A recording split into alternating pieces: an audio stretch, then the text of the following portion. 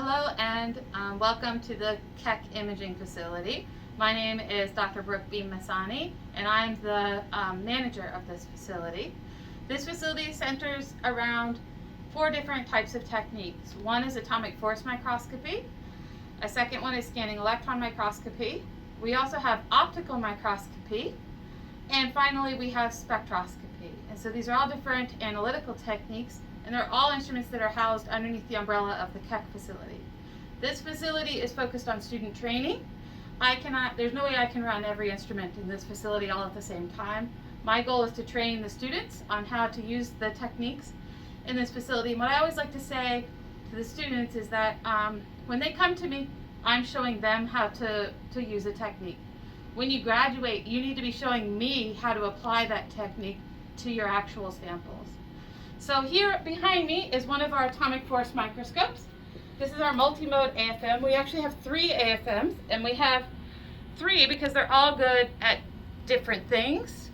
On screen here, this particular system is restricted to samples that are very small. They have to be less than the size of my pinky. Over here we have the Park AFM. This system is currently running, so I'm not going to open it for you. We have a student who's doing some measurements, but this particular system is really good for large samples. You can fit as much as like an 8-inch silicon wafer on this particular AFM. AFM instruments measure the topography of a surface, and so here's an example image, AFM image of a surface, and this particular surface is Staphylococcus aureus. And Staphylococcus aureus is bacteria that got its name from the word bunch of grapes, because it looks like a bunch of grapes in Greek and Latin.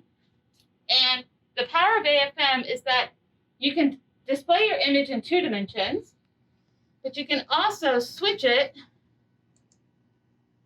and display your image in 3 dimensions and scroll and pan around, which really enables you to figure out the height and topography of your surface.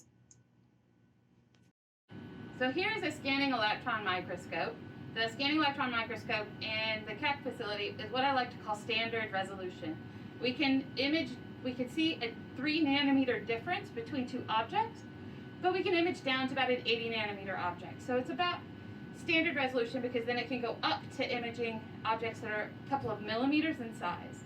There are SEMs that have higher resolution, and there are SEMs that are lower resolution than this particular system. This system also has EDX on it, so we can do elemental analysis. It also has a NABD lithography system on it, so we can actually do E-beam lithography using the SEM beam as well. And so here are 2 example images. They show the images that the SEM will collect. They're 2-dimensional images. They look 3-dimensional, but that's actually an illusion. It's our brain playing a trick on us. And here is an example of what pencil lead looks like when you break it and image it in an SEM. You can see the topography, the graphene sheets that are laminated together with epoxy. And here is an image of a circuit board. This image actually comes from a graduate student level course that's taught here at U of A called 528. So if you're an analytical major, you'll take the 528 course, and you're going to be given a commercial product to take apart and analyze. And so this particular student was given an electronic system with a circuit board, and they were asked the question, what are the elements that make up the tracings on the circuit board? So they were using the SEM to help them answer that question for their project.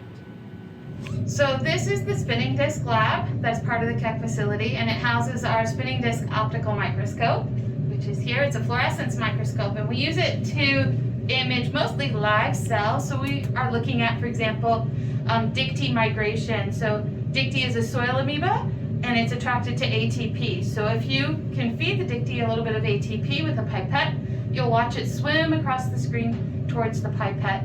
So it actually helps you learn more about the chemical communication between organisms and their mechanism of mobility.